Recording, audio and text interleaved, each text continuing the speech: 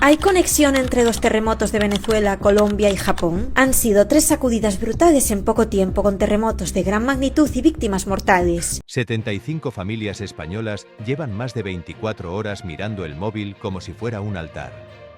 Sin dormir. Sin soltarlo ni un segundo.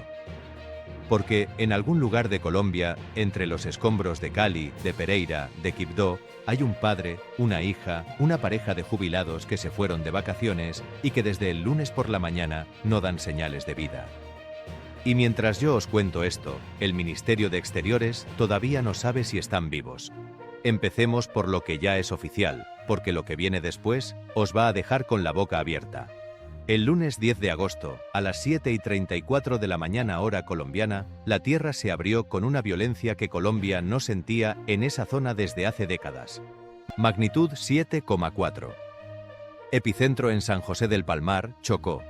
Profundidad de casi 100 kilómetros, lo suficiente para que el temblor se notara hasta en Bogotá, hasta en Ecuador, hasta en Venezuela y Panamá.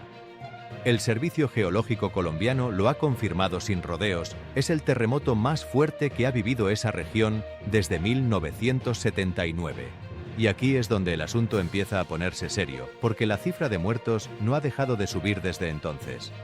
Primero fueron 20, luego 50, después 111.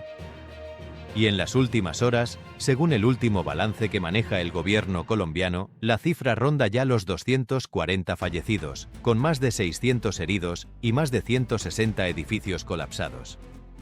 Cali es la ciudad que más está sangrando, con decenas de muertos solo allí. Pereira no se queda atrás. Y lo peor es que nadie en Colombia se atreve a decir que esto ya ha terminado de crecer. Ahora imaginaos por un momento que uno de esos edificios que se ha venido abajo es donde estaba durmiendo vuestro hermano o vuestra madre, que el domingo por la noche hablasteis con ella por videollamada, que os enseñó la habitación del hotel, que os dijo, mañana os cuento cómo va el viaje, y que desde entonces el teléfono suena y nadie contesta. Eso es exactamente lo que están viviendo ahora mismo 75 familias españolas. 75. Esa es la cifra que ha dado esta misma mañana José Manuel Álvarez, el ministro de Exteriores, después de que el número bajara desde los 164 que se manejaban ayer. Y aquí quiero que os fijéis en algo, porque a mí esto me chirría. El ministerio dice que la cifra se reduce según van apareciendo españoles que consiguen contactar. Vale. Pero lo que no dice, lo que no aclara, lo que se guarda muy mucho de precisar es si de esos 75 hay ya alguno confirmado como fallecido o herido. La respuesta oficial es que no consta. Que no consta no significa que no haya. Significa que Exteriores todavía no lo sabe, o que todavía no lo quiere decir. Y esa diferencia, familias de Madrid, de Valencia, de Sevilla, la están viviendo con el estómago encogido delante del televisor. Quedaos, porque esto se pone peor. Porque mientras las familias españolas esperan noticias con el corazón en un puño, en Twitter, en los grupos de WhatsApp, en las tertulias, ha empezado a circular una comparación que ha hecho saltar chispas. Estados Unidos, a través de su Departamento de Estado, ha anunciado que destina 15,5 millones de dólares a la emergencia colombiana. 15,5 millones para refugios de emergencia, alimentos, protección y evaluación de daños. Lo anunció el mismo lunes, horas después del terremoto, con el propio secretario de Estado moviendo ficha en público. ¿Y España? España, a través de la ECID, ha movilizado un primer paquete de 1 millón de euros. 1 millón. Frente a 15,5 millones de dólares. Haced la cuenta vosotros mismos, porque a mí me sale una diferencia que no es pequeña, es abismal. Y no hace falta que yo os diga si eso es mucho o poco, porque las comparaciones ya las está haciendo la gente en redes y no son precisamente amables con el gobierno español.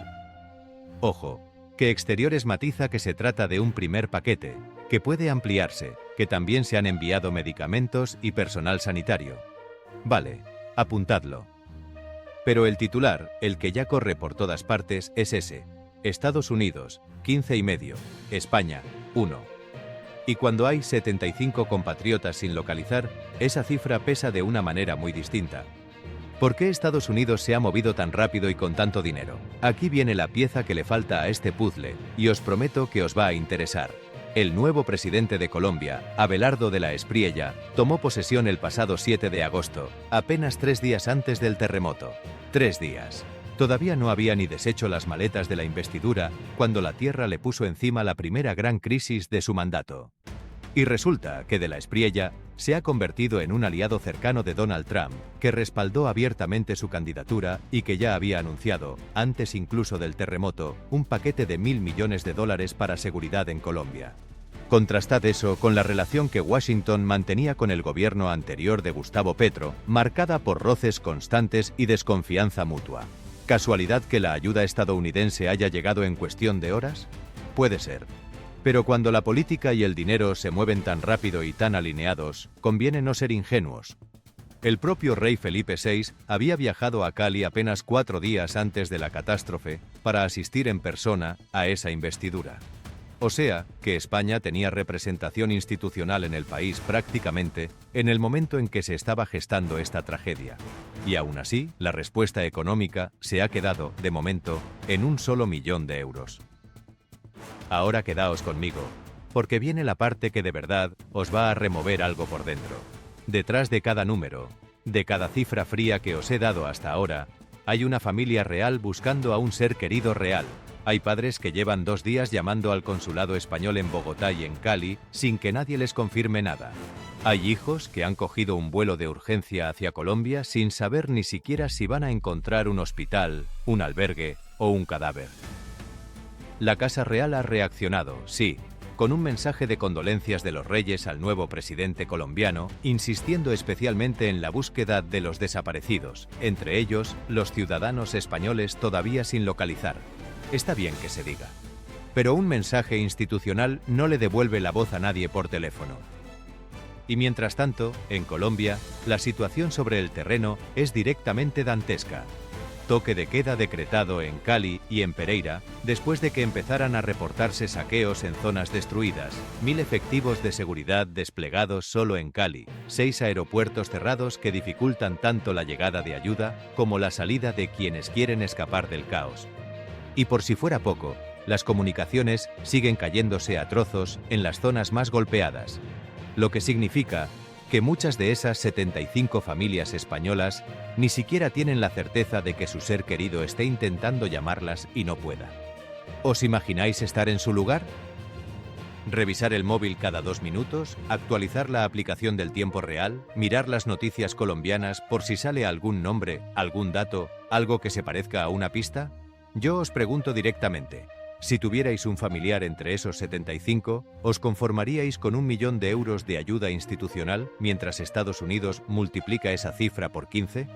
Comentad abajo qué pensáis, porque esto no es un debate abstracto de política internacional. Esto tiene nombre y apellido, tiene 75 nombres y apellidos concretos ahora mismo perdidos en algún punto de Colombia. Y aquí es donde toca hablar claro, sin paños calientes, porque para eso estamos en este canal. La gestión de una catástrofe internacional no se mide solo en comunicados bonitos ni en mensajes de la Casa Real. Se mide en la velocidad de respuesta, en los recursos puestos sobre la mesa y en la información que se le da a las familias que están sufriendo en silencio.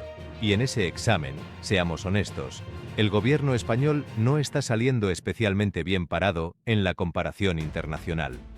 No hace falta ser adivino para saber que en los próximos días vamos a ver preguntas en el Congreso, artículos de opinión, tertulianos exigiendo explicaciones sobre por qué €1.000.000 ha sido la cifra inicial frente a los 15,5 millones de Washington. Algunos analistas ya apuntan, y lo digo porque hay que atribuirlo a quien lo dice, que la diferencia también responde a la relación política que cada país mantiene con el nuevo gobierno colombiano, mucho más estrecha en el caso norteamericano. Otros, desde el propio Ejecutivo español, insisten en que la cooperación española no se mide solo en la cifra inicial, que hay envíos de material sanitario y despliegue de la unidad de emergencia todavía por contabilizar.